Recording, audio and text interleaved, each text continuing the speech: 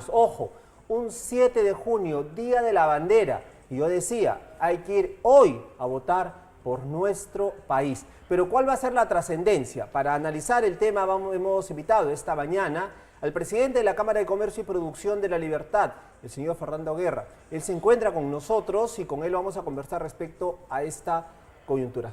Señor Fernando Guerra, un gusto tenerlo, como siempre. No, gracias, grato siempre saludar a toda la gran audiencia de Sol TV.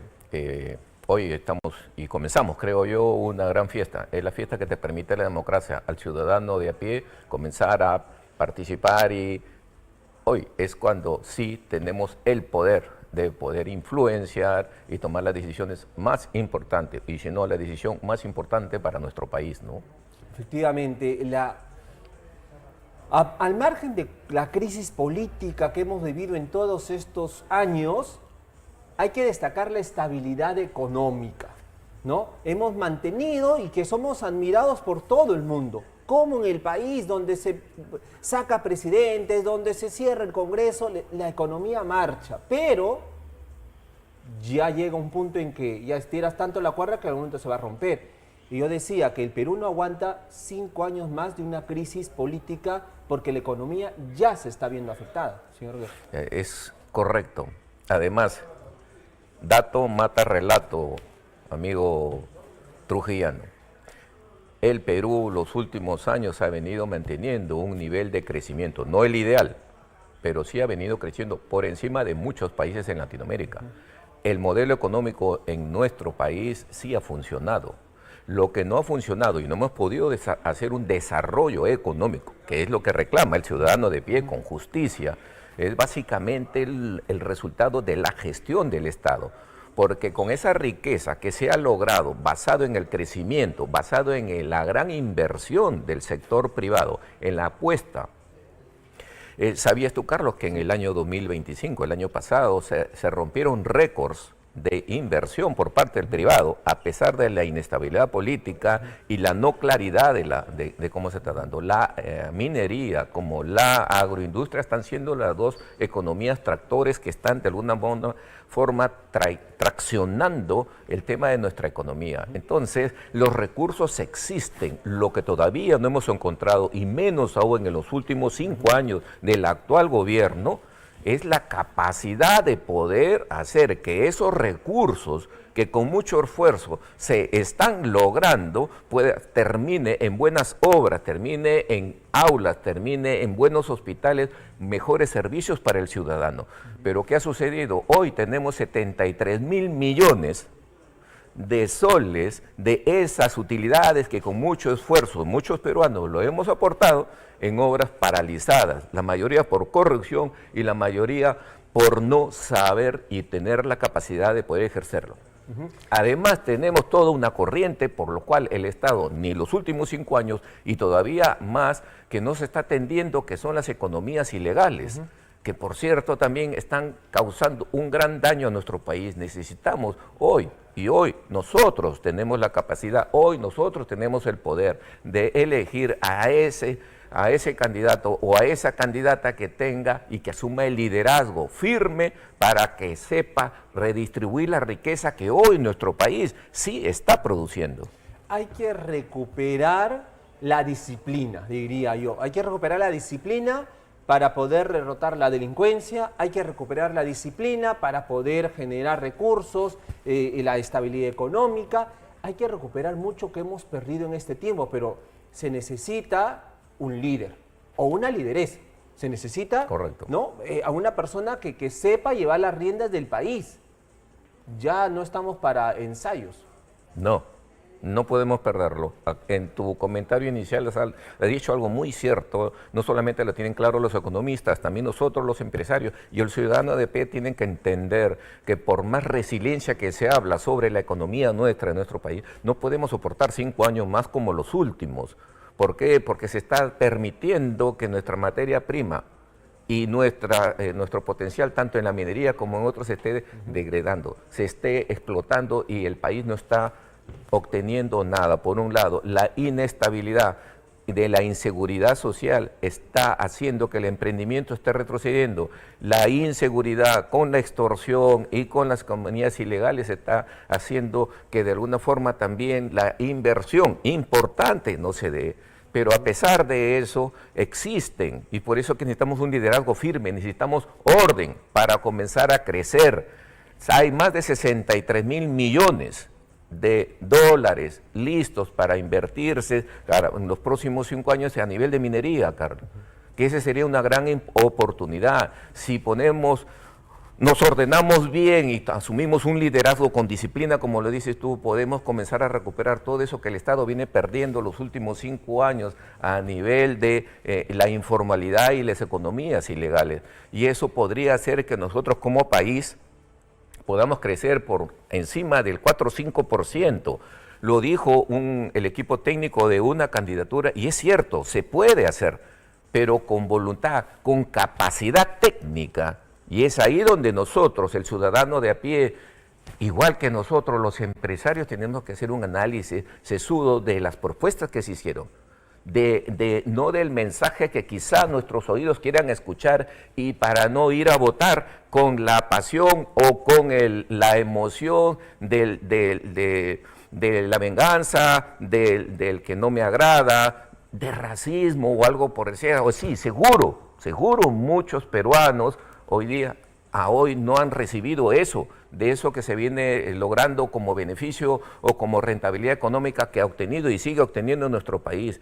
Pero eso es básicamente porque el Estado no permitió que llegara.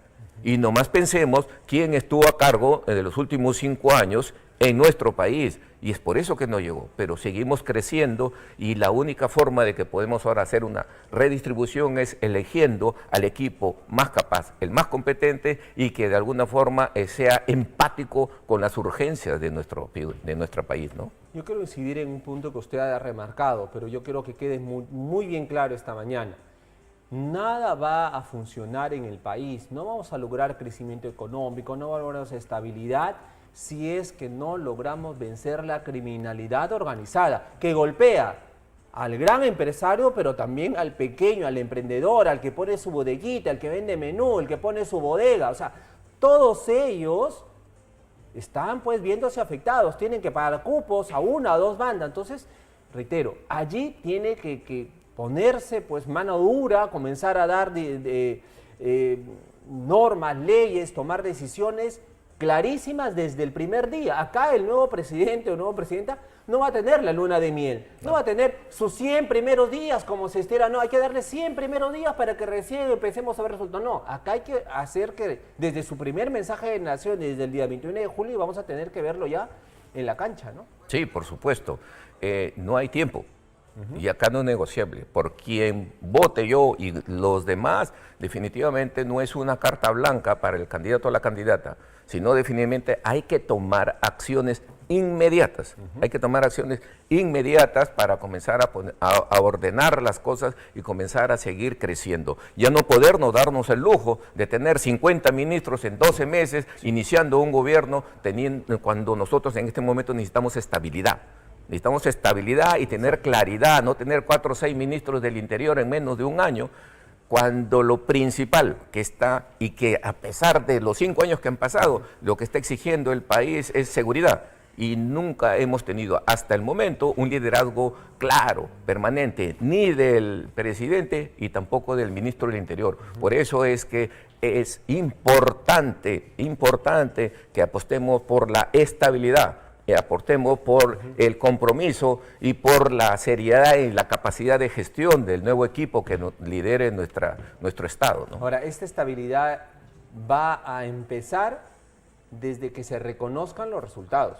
Exacto. O sea, ahí va a comenzar esta estabilidad, porque si vamos también con el San Benito de decir, ¿no? Comenzamos ya a jalar la alfombra al ganador o ganadora antes de que se proclame, ¿no? Comenzamos ya a generar este desencuentro de país, y creo que ya vamos a tener que haber aprendido la lección y hablar pues de respaldar a la figura presidencial en la medida de lo posible también, porque el ciudadano no es que vota hoy día y se olvida, va a tener que tener un control ciudadano recurrente, podemos decir, ¿no? Sí, Carlos, eso es muy importante también. En Cámara de Comercio hemos venido diciendo y hemos venido trabajando para tratar de construir más empresarios conscientes, pero también la participación de ciudadanía activa. Es decir, ahora tú, ciudadano de pie, no interesa que tengas empresa o no, debemos participar activamente, pero también con mensajes colaborativos, también manteniendo o tratando de proponer la unidad, porque el tejido social en nuestro país está partido.